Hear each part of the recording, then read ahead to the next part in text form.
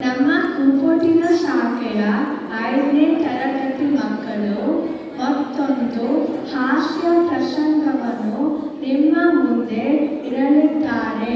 ತರಗತಿಯಲ್ಲಿ ಮಾತುಕತೆ ಹೇಗಿರುತ್ತೆ ಅಂತ ನೋಡೋಣ ಬನ್ನಿ.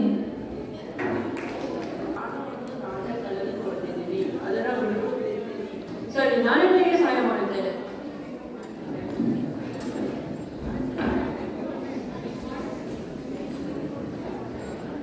ಏನು ಹುಡುಕುತ್ತಿದ್ದೀರಾ?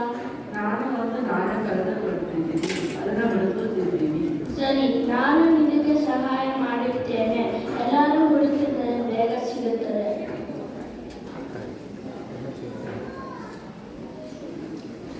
ಏನು ಮಾಡುತ್ತಿದ್ದೀಯಾ? ನಾನು ಒಂದು ನಾಣ್ಯ ಕಳೆದುಕೊಳ್ಳುತ್ತಿದ್ದೀನಿ, ಅದನ್ನು ಹುಡುಕುತ್ತಿದ್ದೀನಿ. ಸರಿ, ನಾನು ನಿನಗೆ ಸಹಾಯ ಮಾಡುತ್ತೇನೆ.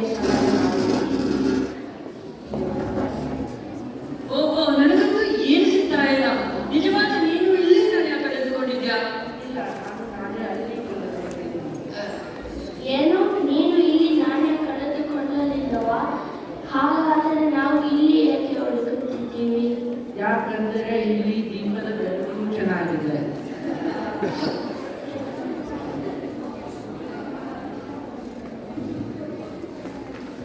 ಎಲ್ರೂ ಈಗ ಒಳಗೆ ಬಂದು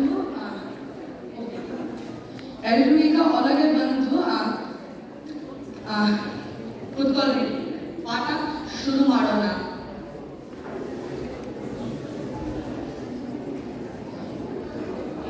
ಹದಿನಾಲ್ಕು ಮೂರಿನ 51ರಲ್ಲಿ ಏನಾಯ್ತು? ಪ್ರಖ್ಯಾತ. ನನಗೆ ಗೊತ್ತಿಲ್ಲ.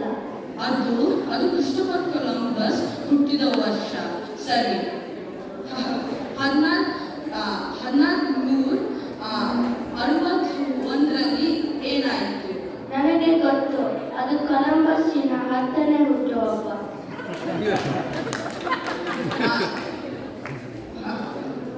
ಕ್ರಿಸ್ಟೋಫರ್ ಕೊಲಂಬಸ್ ಯಾವಾಗ ಅಮೆರಿಕಾಗೆ ಬಂದ? ಚಳಿಗಾಲದಲ್ಲಿ. ಯಾರು ಹೇಳಿದ? ಪುಸ್ತಕದಲ್ಲಿ ಅವರ ಫೋಟೋ ನೋಡಿದಾಗ ಅವರು ಸ್ವೆಟರ್ ಹಾಕಿಕೊಂಡಿದ್ದರು.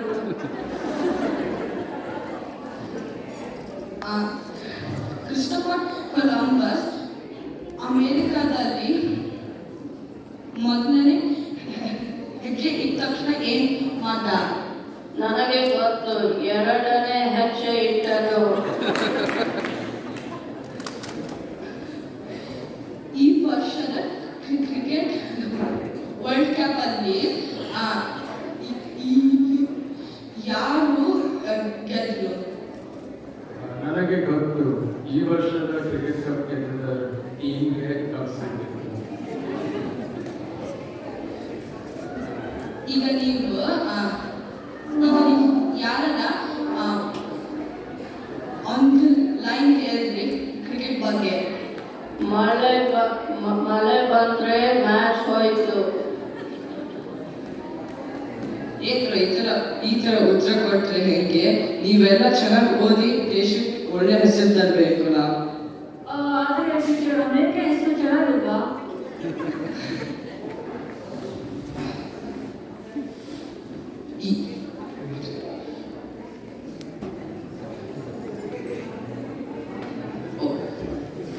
ಈಗ ಗಣಿತ ಶುರು ಮಾಡೋಣ. 4 - 4 ಎಷ್ಟು? ಸಾಮಾನ್ಯ ನಿನ್ನ ಹತ್ರ 4 ಇಡ್ಲಿ ಇದೆ. ನಾನು ಆ 4 ಇಡ್ಲಿ ತಗೊಂಡು ತಿಂತೀನಿ. ನಿನ್ನ ಹತ್ರ ಏನೈತೆ? ಸಾಂಬಾರು ಮತ್ತೆ ಚಟ್ನಿ.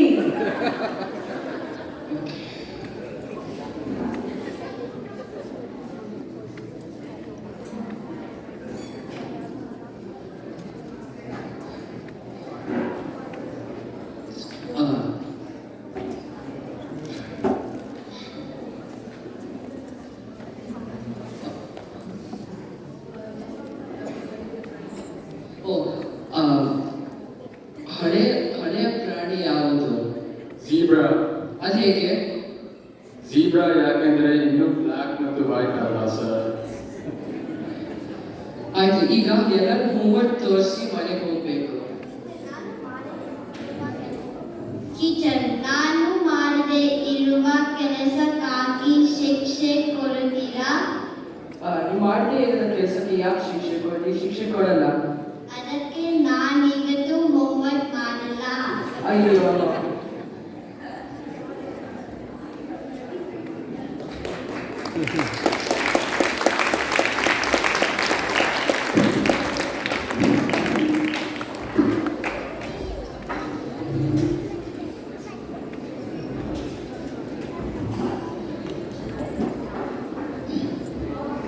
ಇಷ್ಟರವರೆಗೆ ನೀವು ನೋಡಿದ್ದು ಕುಪ್ಪಟ್ಟಿನೋ ಕ್ಲಾಸ್ 5ನೇ ತರಗತಿಯ ಮಕ್ಕಳು ಅಭಿನವ್ ಶ್ರೀಕಾಂತ್, ಅಶರ್ ಆಲಿಫ್, ಅವಿನಾಶ್ ಪೂಜಾ, ಆಯುಷ್ಮಾನ್ ಪೂಜಾ, ಬಿಲ್ವ ಸುನಿಲ್, ದೈವಿಕ್ ಲಿಂಕೇಶ್, ದಕ್ಷ ಗೌಡ, ಹೇಮಾನಿ ಬೆಳ್ಳಿಮಂಗ, ಪ್ರಖ್ಯಾತ್ ಆನಂದ್, ಸಾಂಚಿ ಕಾಶಿ, ಸಹನಾ ಆಮೆ, ಸಮನ್ಯು ರಾವ್, ಸಂವೇದ್ ಶ್ರೀಕಾಂತ್, ಸಂಯತಾ ರಾವ್, ಶಿಶಿರ್ ಕೆ ಮಹೇಶ್, ಸ್ತುತಿ ಕುಲಕರ್ಣಿ, ತೇಜಸ್ ಗಂಟಿಗೋಣಿ, ಸಾರಿ ತಪ್ಪಾಗಿ ಹೋಗಿದ್ರೆ, ವೇದಾಂತ ಸುಧೀರ್ ತುಮಕೂರು, ಮತ್ತೆ ಸ್ಟೂಡೆಂಟ್ ವಾಲಂಟಿಯರ್ಸ್ ಅರ್ಚಿತ್ ಗುನ್ಹಾರ್ ಮತ್ತೆ ಜೀವಿತಾ, ಅವರ ಟೀಚರ್ಸ್ ಚಂದ್ರಿಕಾ ರಾಘವೇಂದ್ರ ಮತ್ತು ದೀಪಾ ಪಾಟೀಲ್.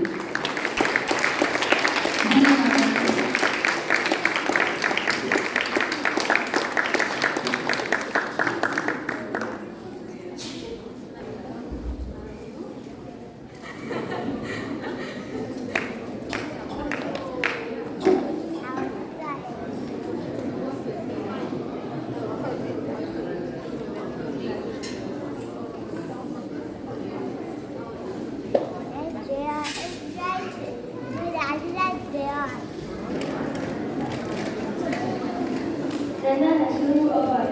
ನನ್ನ ಹೆಸರು ರಶೀದ್.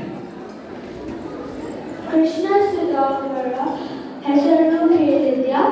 ಹೌದು, ಕೃಷ್ಣ ಸುಧಾಮರು ಆಪ್ತ ಸ್ನೇಹಿತರು. ಆದರೆ ಸ್ನೇಹಕ್ಕಿಂತ ಭಕ್ತಿ ಹೆಚ್ಚು ಸುಧಾಮನಿಗೆ. ಸುಧಾಮರು ಕುಚಿಲ ಎಂದು ಕೂಡ ಕರೆಯುತ್ತಾರೆ. ಹಾಗಾದರೆ ಬನ್ನಿ, ಕೃಷ್ಣ ಸುಧಾಕರ ಸ್ನೇಹ ಹಾಗೂ ಕಾರುಣ್ಯವನ್ನು ತೋರಿಸುವಂತಹ ಒಂದು ಸಣ್ಣ ಪ್ರಸಂಗ ನಮ್ಮ ಮಿಲ್ಪಿಟಸ್ ಕ್ಲಾಸ್ 5 ಮಕ್ಕಳು ತೋರಿಸುತ್ತಾರೆ. ನೋಡೋಣ ಬನ್ನಿ. ಪರ್ಫಾರ್ಮೆನ್ಸ್ ಆದಮೇಲೆ ಗ್ರ್ಯಾಜುಯೇಷನ್ ಇರುತ್ತೆ, ದಯವಿಟ್ಟು ಯಾರು ಹೋಗ್ಬೇಡ್ರಿ ಪೇರೆಂಟ್ಸು. ನಿಮ್ಮ ಮಕ್ಕಳದು ಗ್ರ್ಯಾಜುಯೇಷನ್ ಎಲ್ಲ ನೋಡಬೇಕು, ಸೊ ಯಾರು ಹೋಗಬೇಡಿ, ಮಕ್ಕಳನ್ನ ಇರಿಸ್ಕೊಂಡು ಪ್ಲೀಸ್ ಇದೆ.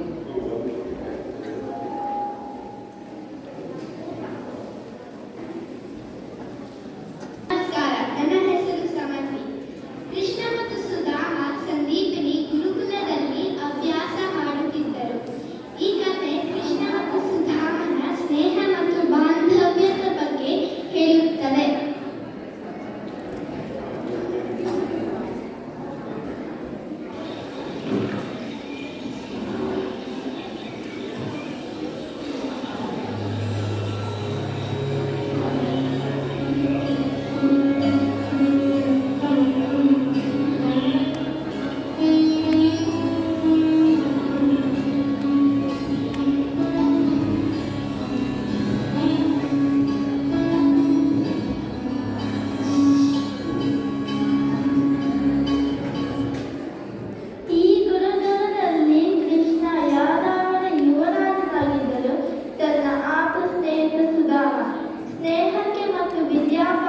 ವಿದ್ಯಾಭ್ಯಾಸಕ್ಕೆ ಅಂತಸ್ತಿಲ್ಲ.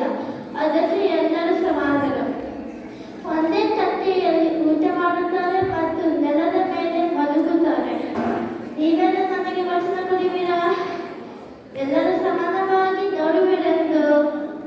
ಹೌದು ಗುರುಗಳೇ. ಈಗ ನೀವೆಲ್ಲ ಹೋಗಿ, ಗುರುಮಾತೆ ಭೋಜನ ತಯಾರಿಸುತ್ತಿದ್ದಾರೆ, ಹೋಗಿ ಊಟ ಮಾಡಿ.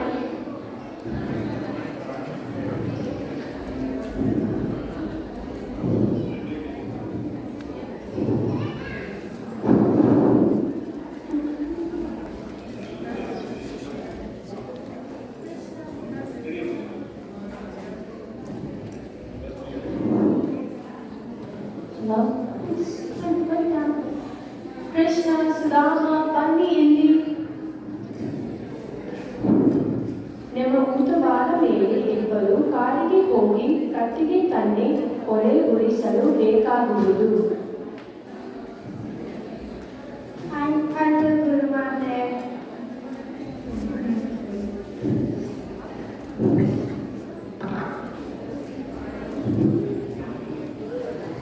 ಕೃಷ್ಣ ಮತ್ತು ಸುಧಾಮ ಕಾಡಿಗೆ ಸೌದೆ ತರಲು ಹೋದರು. ಕಾಡಿನಲ್ಲಿ ತುಂಬಾ ಬಿರುಗಾಳಿ, ಮಳೆ ಶುರುವಾಯಿತು. ಎಲ್ಲೆಲ್ಲಿ ನೋಡಿದರೂ ನೀರು ನದಿಯ ಹಾಗೆ ಹರಿಯುತ್ತಿತ್ತು. ಕೊನೆಗೆ ಕೃಷ್ಣ ಮತ್ತು ಸುಧಾಮ ಇಬ್ಬರು ಎರಡು ಬೇರೆ ಮರಗಳನ್ನು ಹತ್ತಿದರು. ಸುಧಾಮನಿಗೆ ತುಂಬಾ ಹಸಿವೆಯಾಯಿತು. ಕೃಷ್ಣನಿಗೆ ಕೊಡದೆ ಗುರುಮಾತೆ ಕೊಟ್ಟಿದ್ದ ಅವಲಕ್ಕಿಯನ್ನು ತಿಂದು ಮುಗಿಸಿದ. ಹೀಗೆ ಇಡೀ ರಾತ್ರಿ ಮರದ ಮೇಲೆ ಇಬ್ಬರು ಕಳೆದರು. ಸಂದೀಪನಿ ಗುರುಗಳಿಗೆ ಗೊತ್ತಾಗಿ ಗುರುಮಾತೆ ಜೊತೆ ನೋಡಲು ಓಡಿ ಬಂದರು.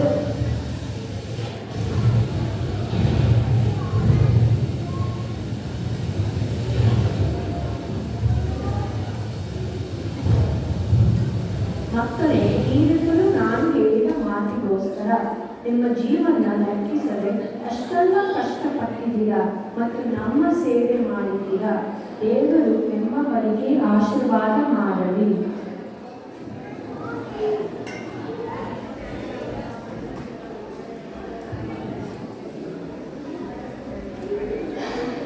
ಕೃಷ್ಣ ಸುಧಾಮ ತಮ್ಮ ವಿದ್ಯಾಭ್ಯಾಸ ಮುಗಿಸಿ ಹೋದರು. ವರ್ಷಗಳು ಕಳೆಯಿತು.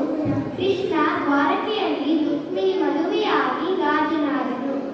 ಸುಧಾಮ ಸುಶೀಲ ಮದುವೆಯಾಗಿ 27 ಮಕ್ಕಳು ತನ್ನ ಜೀವನ ಸಾಗಿಸುತ್ತಿದ್ದ. ದೊಡ್ಡ ಸಂಸಾರ, ಕಡುಬಡತನ.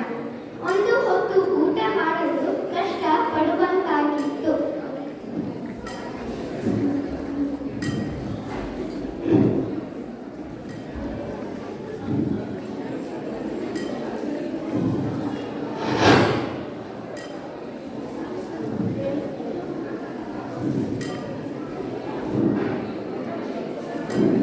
ಒಡೆಯ, ಬಡತನ ಕಿತ್ತು ತಿನ್ನುವಂತಾಗಿದೆ. ಒಂದು ಹೊತ್ತು ಊಟಕ್ಕೂ ತುಂಬಾ ಕಷ್ಟಪಡುವಂತಾಗಿದೆ. ನೀವು ಯಾವಾಗಲೂ ನಿಮ್ಮ ಬಾಲ್ಯ ಸ್ನೇಹಿತ ಬಗ್ಗೆ ಕೃಷ್ಣನ ಬಗ್ಗೆ ಹೇಳಿದ್ರಿ. ಈಗ ಅವರು ರಾಜ, ನೀವು ಯಾಕೆ ಒಮ್ಮೆ ಸಹಾಯ ಕೇಳಬಾರದು? ಕೃಷ್ಣ ನನ್ನ ಬಾಲ್ಯ ಸ್ನೇಹಿತ, ಅವನಿಗೆ ಹೇಗೆ ಸಹಾಯ ಕೇಳಲಿ? ಇದು ಸರಿಯಲ್ಲ ಸುಶೀಲಾ. ನನಗೆ ಅರ್ಥ ಆಗುತ್ತದೆ. ನಮಗಾಗಿ ಅಲ್ಲದಿದ್ದರೂ ನಮ್ಮ ಕಡು ಬಡತನ ಮತ್ತು ನಮ್ಮ ಮಕ್ಕಳಿಗಾಗಿ ಒಮ್ಮೆ ಸಹಾಯ ಕೇಳಿ. ನಿಮಗೆ ಕೇಳಲು ಸಂಕೋಚವಾದರೆ ಸುಮ್ಮನೆ ಹೋಗಿ ಭೇಟಿಯಾಗಿ ಬನ್ನಿ. ಒಂದು ನಿಮಿಷ ತಾಳಿ. ನೀವೇ ಹೇಳಿದ್ದರಲ್ಲದೆ ಕೃಷ್ಣನಿಗೆ ಅವಲಕ್ಕಿ ಇಷ್ಟವೆಂದು ಸ್ವಲ್ಪ ಕುಡಿತೀನಿ.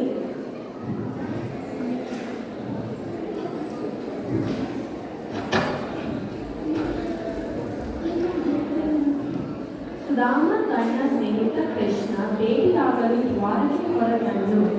ಸುಧಾಮ ಮನದಲ್ಲಿ 1000 ಪ್ರಶ್ನೆಗಳು.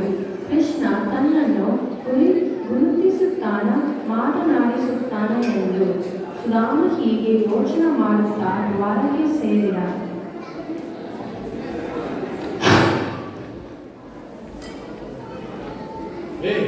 ಯಾರು ನೀನು? ನಿಲ್ಲಲ್ಲೇ. ನಾನು ಕೃಷ್ಣನ ಭೇಟಿಯಾಗಲು ಬಂದಿರುವೆನು. ನಾನು ಕೃಷ್ಣನ ಬಾಲ್ಯ ಸ್ನೇಹಿತ. ನೀನು ಒಂದು ಬಾರಿ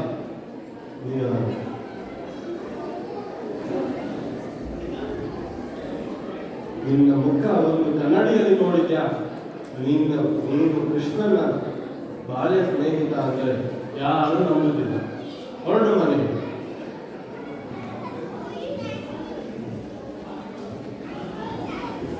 ಹೊರಗಡೆ ತುಂಬ ಸದ್ದ ಗುರುತಿಗಳು ಕೇಳಿ ಕೃಷ್ಣ ನೋಡಲು ಬಂದ.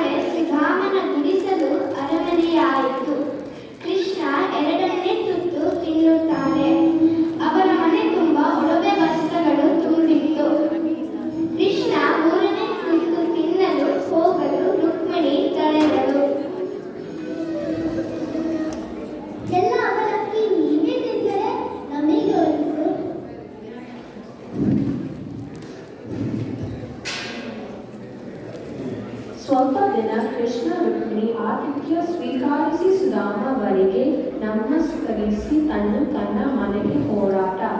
ತನ್ನ ಮನೆ ಹತ್ತಿರ ಗುಡಿಸಲು ಜಾಗದಲ್ಲಿ ಅರಮನೆ ನೋಡಿ.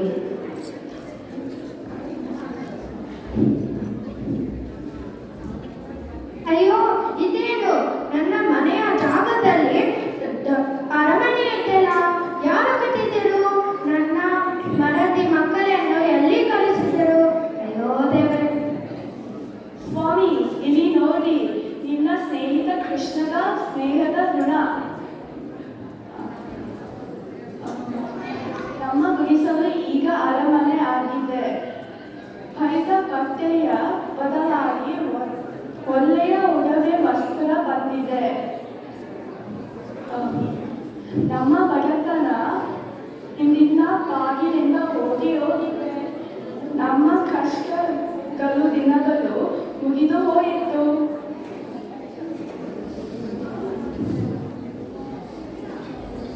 ಸುಧಾಮ ತನ್ನ ಮನಸ್ಸಿನಲ್ಲಿ ಕೃಷ್ಣನಿಗೆ ನಮಿಸುತ್ತ ತನ್ನ ಸ್ನೇಹಿತ ಕೃಷ್ಣನನ್ನು ನೆನೆಸಿದ. ಹೀಗೆ ಸ್ನೇಹಕ್ಕೆ ಕೃಷ್ಣ ಮತ್ತು ಸುಧಾಮ ಇನ್ನೊಂದು ಹೆಸರಾದರು.